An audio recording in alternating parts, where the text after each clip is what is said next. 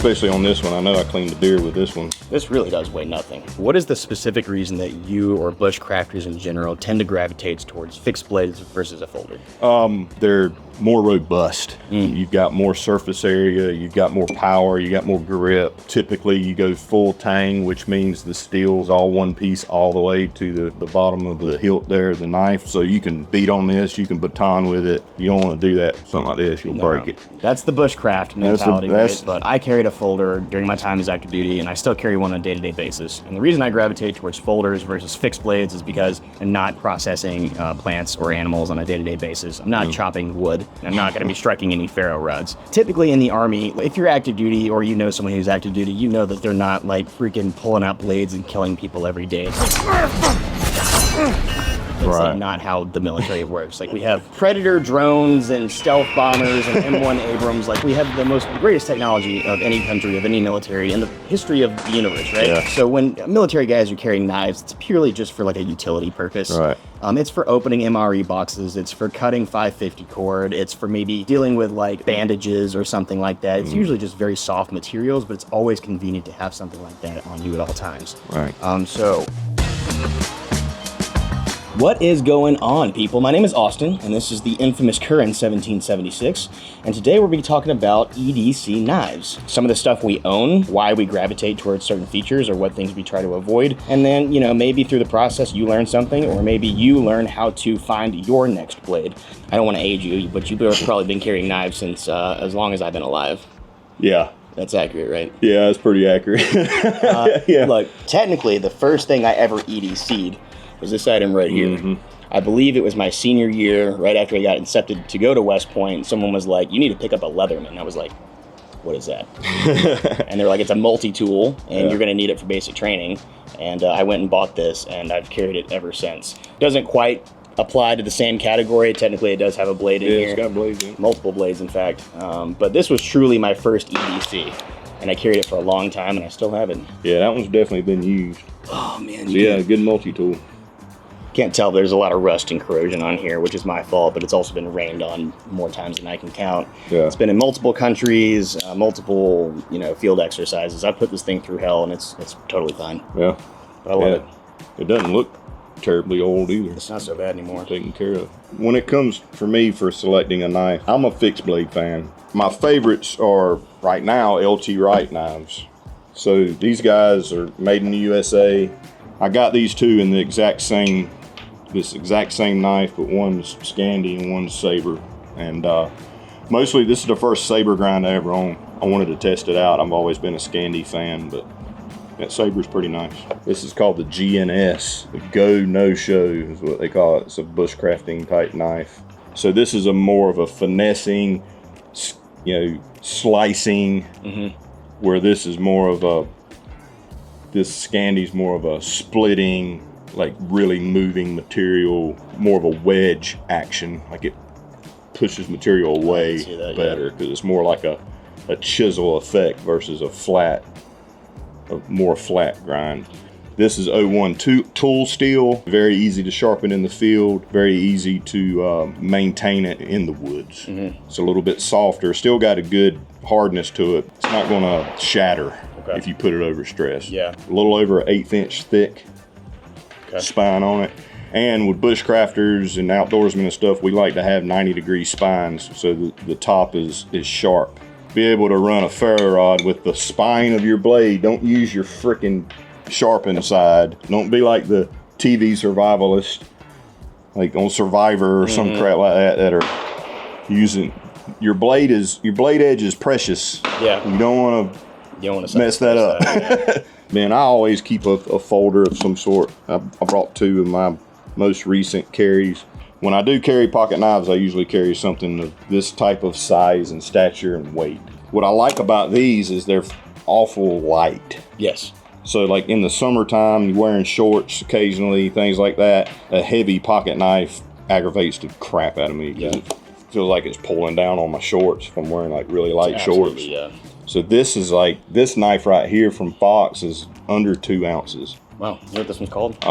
It's called the 02. 0 being talking about how it's so light, you know, Yeah, zero so weight to it. But it's FRN scales, good grip to it, even when it's wet and stuff like that. Like, I'm constantly using my pocket knives for stuff around the house, and I occasionally will clean a game animal with whatever pocket knife I have on me too. So there might be, especially on this one, I know I cleaned a deer with this one. This really does weigh nothing. You would forget that's in your pocket. It's like 1.8 ounces or something like that. Wow. As you can see, it's got a big hole there. I like that about the Spydercos. They call it the trademark round hole. Yeah, like every Spyderco has that.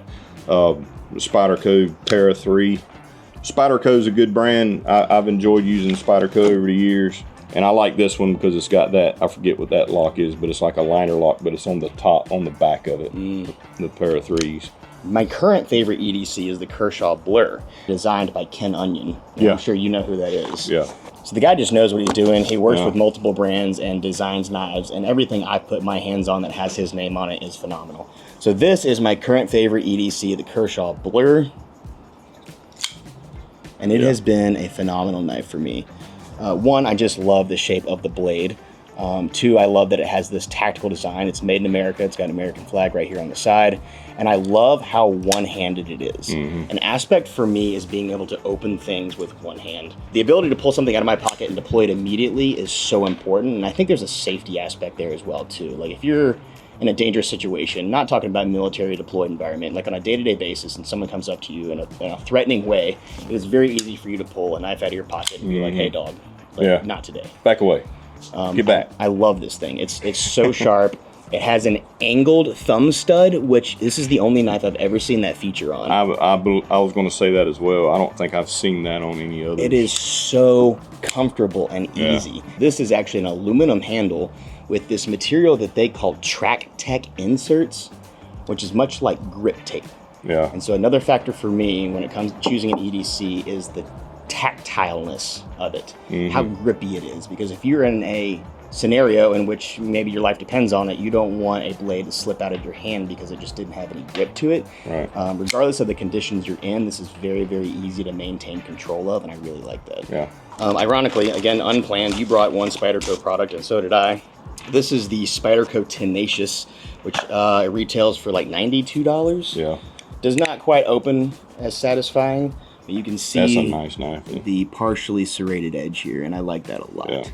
That's G10, isn't it? Yep, this is a G10 handle. Do you want to hold this Depending up on the there so you material. can see what two different versions of G10 look like?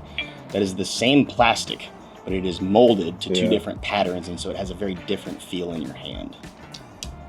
Both look great. There's nothing wrong with. Yeah, and this one's way lighter. Feel the weight difference. Oh yeah, it's like half the weight. Yeah. That's interesting. But this is not so heavy that it's gonna like bother you. Yeah, it's not so heavy that it's an issue. It's just this one's like stupid lightweight, and for whatever reason, I'm a stickler for a knife this size. I want it to be super light. Yeah.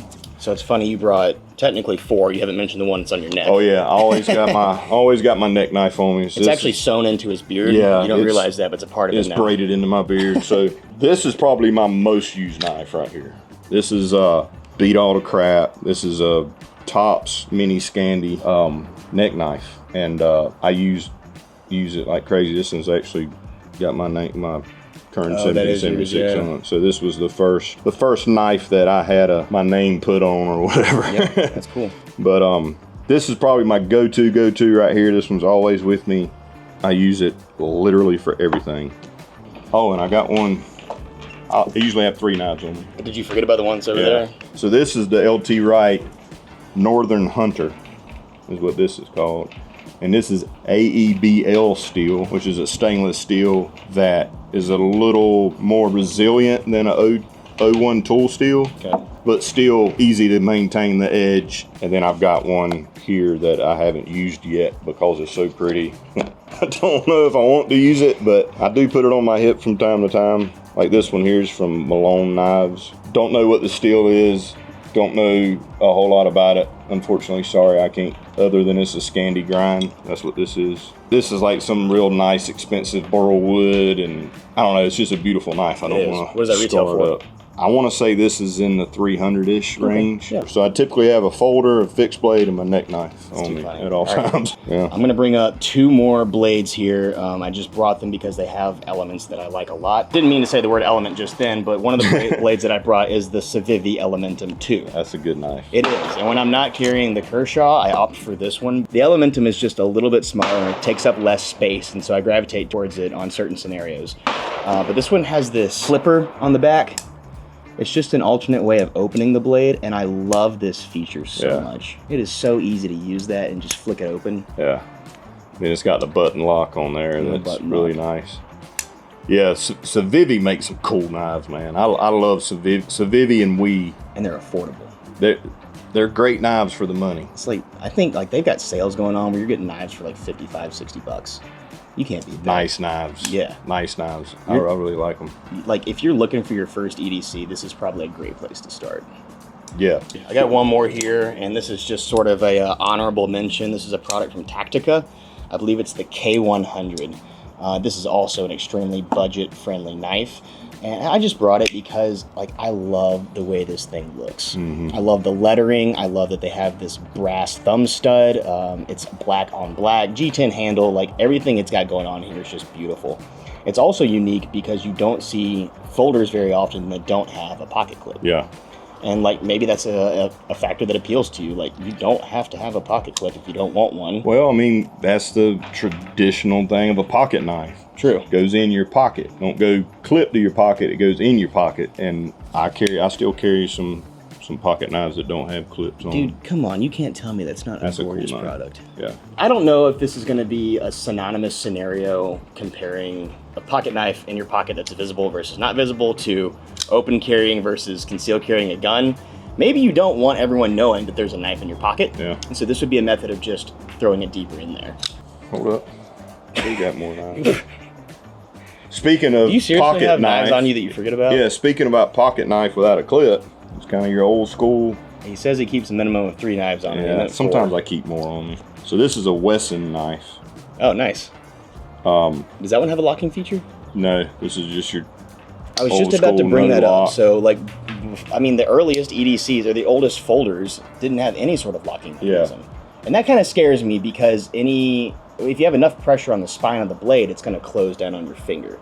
They've got some resistance built in. They got some resist. They're not as apt to close as your older school. It's unlikely to happen, but the fact that it could kind of weirds me out. It could happen, but you know, it's using the proper knife for the proper job is the thing. A lot of people use a blade for something they shouldn't be using a freaking blade for, and that's where they mess up, and it either breaks or they hurt themselves. Yeah. Then I got this guy. Where did that come from? That came out of my other pocket. Prison pocket. This is from Fox. I do not remember the name of this either. I got this at SHOT Show. They just released these. So this is M390 still, but you got your blade, your typical blade right there. You got your bottle opener, screwdriver, and your scissors. I like to keep some scissors on me, and these are actually really good scissors on this guy. So this is from Fox Knives. It's got a carbon fiber scale, just your typical small little multi-tool knife. So this is really cool. This is kind of expensive. Is it really? Because it's M390 steel, like true carbon fiber scales. We've got quite the collection here. It's all on what I feel like that day. You know what WESN stands for? Mm-mm. Really? I don't know. Once you learn this, it kind of ruins it because WESN's like it's a cool. You're like, oh, WESN, that's cool. You want to know? Sure. It's an acronym. Okay. Think about it. For WESN, what could that potentially stand? We sell knives. Worse than that. That's kind of good. I don't know. I'm not braining today. West, east, south, north. Oh crap. They just put north, south, east, west One backwards. of those kids looked at a compass and said, that's the name of my company. I did not know that. West, east, south, north. If you had 3 tips or 3 things that you would recommend somebody consider before buying their next blade, what would it be? What are the 3 things you would recommend someone consider or factor in before they purchase their next knife? I can go first if you want me to.